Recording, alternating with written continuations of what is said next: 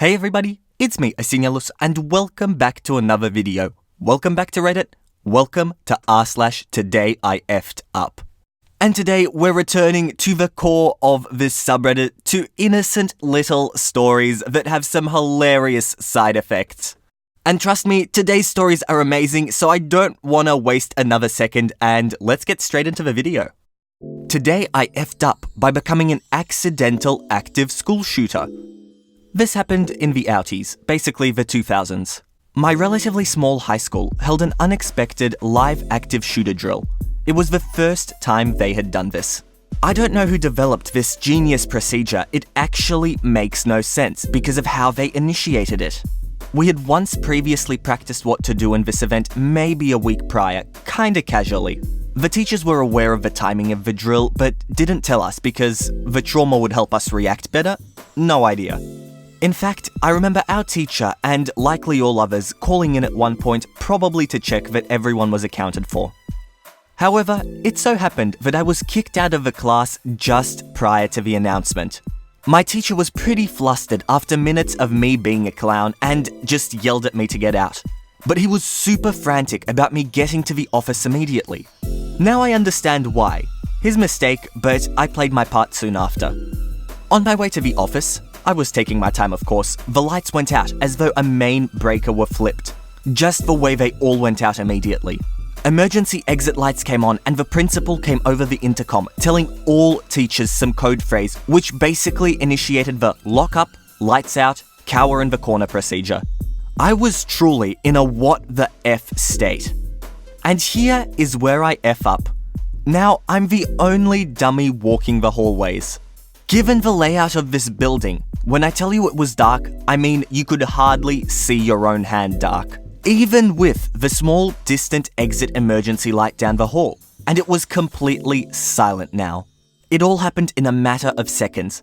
I can't say I was scared necessarily, because we all knew there'd likely be a live drill at some point.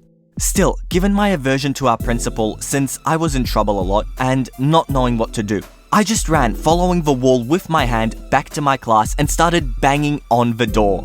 I assumed my teacher knew what was happening and I didn't want to be in more trouble, so I just yelled, "Hey, let me in!"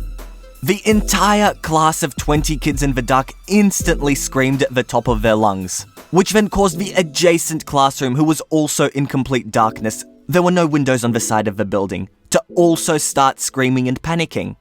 This coalescence of fear became so loud that nobody knew what the hell was happening, and the teachers were of course required to keep the doors shut no matter what. Nor were they supposed to communicate with anyone outside their door till given an all clear as far as I recall. Again, this wasn't a well thought out plan.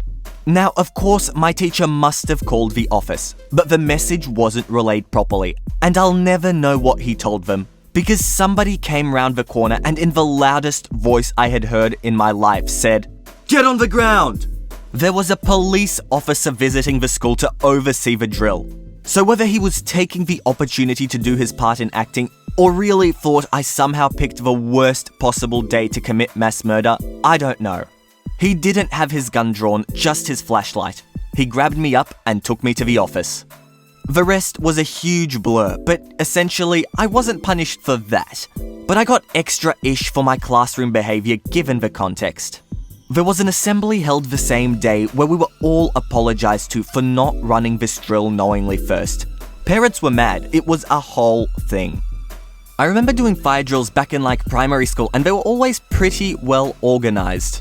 I'm pretty sure they had procedures for if anyone had gone down to the bathroom or something. I can't be certain, but I think they did. I actually sort of enjoyed the drills because we just got to miss class time.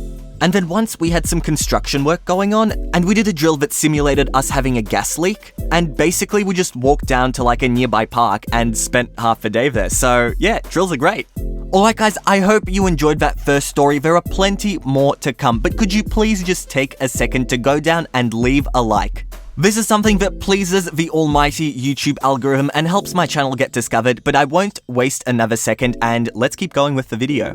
Today I effed up by wearing the wrong size shoes for my entire adult life. Okay, so by TIFU standards, this is pretty tame, but considering the years of agony I unintentionally put myself through, I think it qualifies. I have fairly weird-sized feet. They're very wide, but not long at all. I have no arch to speak of. I'm a fairly short guy, about 5'7", and that has always played a role in my shoe size selection. I'm pretty short, so I should be wearing a fairly small size, right? Wrong. When I was a kid, my mum would measure the new shoe she bought for me by pressing the toe and making sure I had about half an inch to an inch of space to grow into. As an adult, I assumed, well, since I'm full grown, I should buy shoes in which my toes reach all the way to the end. For me, that's a size 10 US. Problem was, I kept blowing out the sides of the shoes with my wide feet. No problem, I'll switch to a size 10 wide. Still no luck, still blowing out the sides of them and suffering chronic foot pain. My running shoes were so ill-fitted that I actually suffered a hairline fracture from running with my pancake feet jammed into those narrow little torture chambers. My friend was getting rid of a bunch of stuff he didn't need, including a pair of really nice, brand new size 11.5 wide Nikes. I said, sure, F it, I'll take them. Let's see how they fit. Oh my God. It was like wearing pillows made of clouds on my feet. I was walking on cotton candy and unicorn farts. I had no idea how much misery I had been in until I wore those shoes.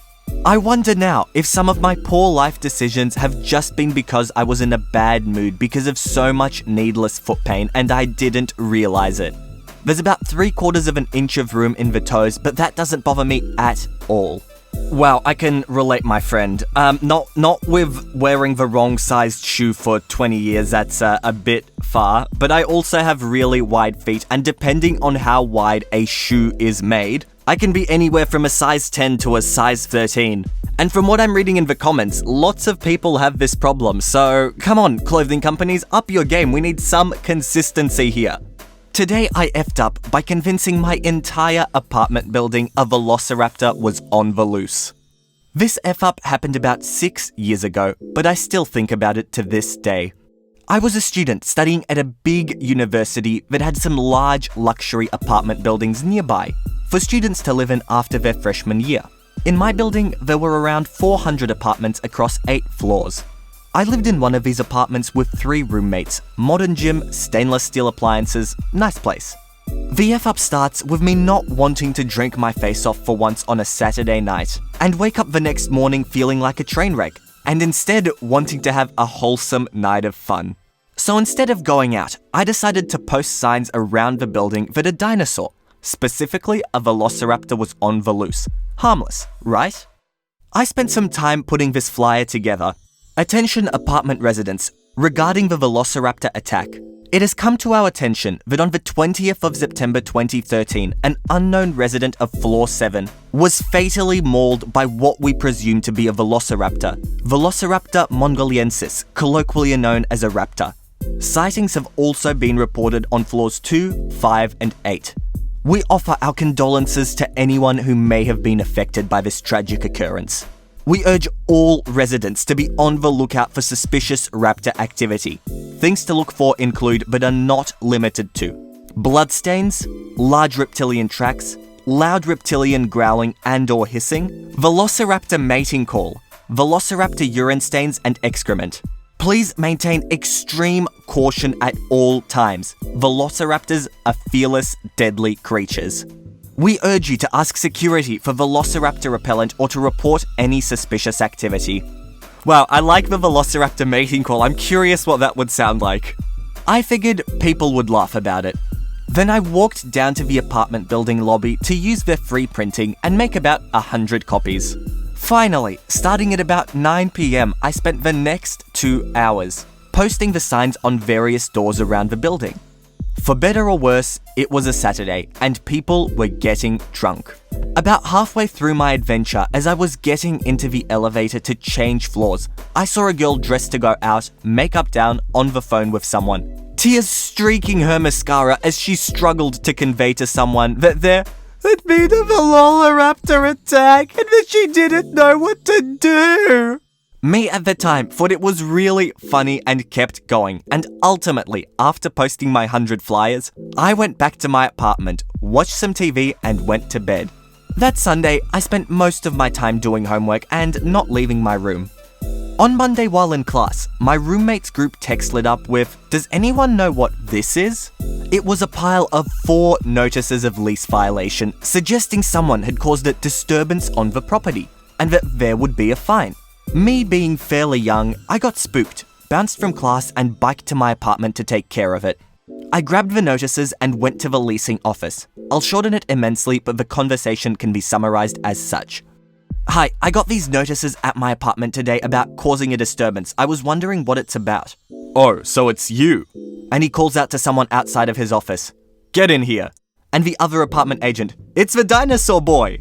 OAA, a guy trying too hard to be serious. "Do you know what you did last night?" "Yeah, I just posted some funny and clearly harmless signs around that there was a dinosaur on the loose. Also, it was just me, so don't include my roommates here." "Okay, just you, but it was neither funny nor harmless. Do you know how many calls security got? I had parents calling and demanding to know about the situation. We had students asking if there was a bunker to hide in." Me a little bewildered. The signs said Velociraptor. Dinosaur. Clearly extinct. It was a joke. How did people take that seriously? "Look, I know Velociraptors have been dead for over 10,000 years, but you caused a disturbance and I still have to fine you." 10,000 years. F. There would be no winning with this guy. I asked him what the fine was, $100, ran back up to write a check and paid it. Note, they apparently knew it was someone in my apartment who posted the signs by following security footage. To this day, I wonder how many fully functioning adults at prestigious universities think velociraptors are real. That they aren't dinosaurs but are instead a vicious reptile that people illicitly keep as pets. Or that you can go see at the zoo. I occasionally wonder about the panic I caused, thinking about the girl who was likely on the phone with her parents, and all her parents probably heard were, "Someone died, on the loose, don't know what to do." I still laugh about it. Guys, how can you not know what a velociraptor is? Surely you've watched Jurassic Park. And even without that, surely every single kid on this planet has had that paleontologist phase. You know, everyone's had it. Everyone said, "Oh, I want to be a paleontologist and discover stuff about dinosaurs." And then you sort of realize that you'd just be working in a pit of dirt, digging for bones. And suddenly the job sort of loses its appeal. Alright guys, that's it from me. I hope you enjoyed this series of r/Today I Effed Up. And if you did, make sure to subscribe to the channel for Reddit videos every second day and leave a comment down below telling me your own F-ups. I would love to hear them. But for now guys, that's it from me. I hope you all enjoyed and all I want to do is see you all here next time. See you later guys.